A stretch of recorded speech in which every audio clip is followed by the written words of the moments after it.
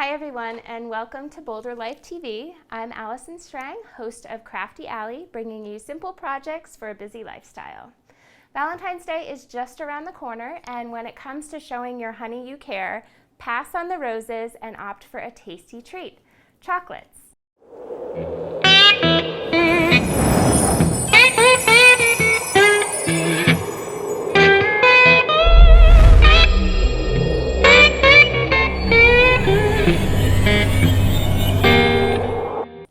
Now, chocolates have numerous health benefits. They are great for your heart, they are a natural antidepressant, and their aphrodisiac qualities make it the perfect gift for that someone special. So it starts with 3 simple ingredients. First, you have a 1/4 cup of the cocoa butter. You want to reserve 1 tablespoon for later. So you just need to pour these into a Pyrex glass measuring cup. Reserve 1 tablespoon. Next, we have the cocoa powder. You want 2 tablespoons plus 1 teaspoon of the cocoa powder. And finally, you want a sweetener. Now, you have some options here. I enjoy using maple syrup because it's already in liquid form, but you can also use sugar or honey or whatever sweetener you prefer. So you're going to use 2 tablespoons of the maple syrup. Okay, so those are your 3 main ingredients. Now you have some options. You can start with your basic dark chocolate, and you can always add something else to it, whether it's nuts or fruit, but personally, I like to add a little peppermint spirits.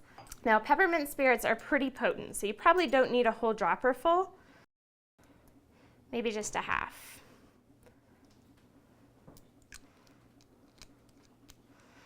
Okay, now with all of your ingredients in your glass jar, we'll move it to the stovetop where we melt them all together. Now we want to bring everything over to the stovetop, and if you were watching our last segment, you already know how to do this, but we're going to pour some water into a saucepan, set it to simmer, not too high, and then all of the ingredients that you put in your Pyrex measuring cup, you just place the measuring cup into the water.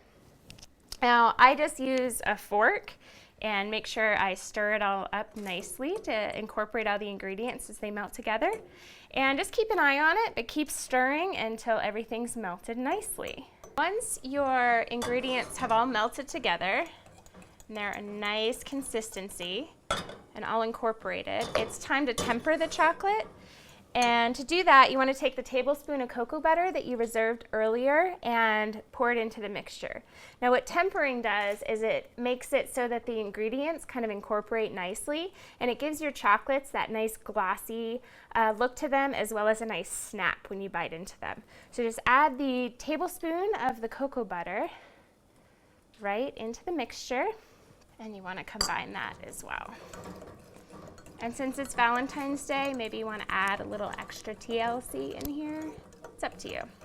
All right, so once all of your ingredients are all melted together, you just need to take it off the stove and bring it over to your chocolate molds.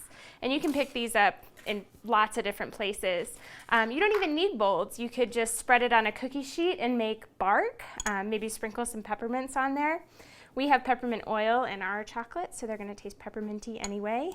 But just take it off the heat and go ahead and pour them up into your molds.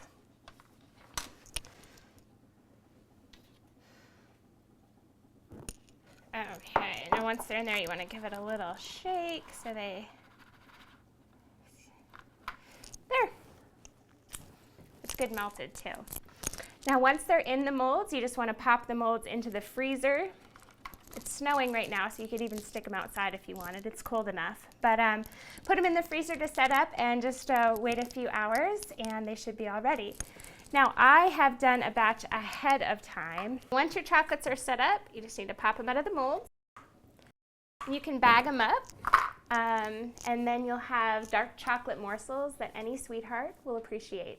Now, I got all of my ingredients at Rebecca's Apothecary, but you can also find them at Peace, Love, and Chocolate on the west end of Pearl, or while you're there, if you'd like some really high-end chocolates, they have those as well. So thank you for watching this episode of Crafty Alley, and I'll see you next time for another simple project.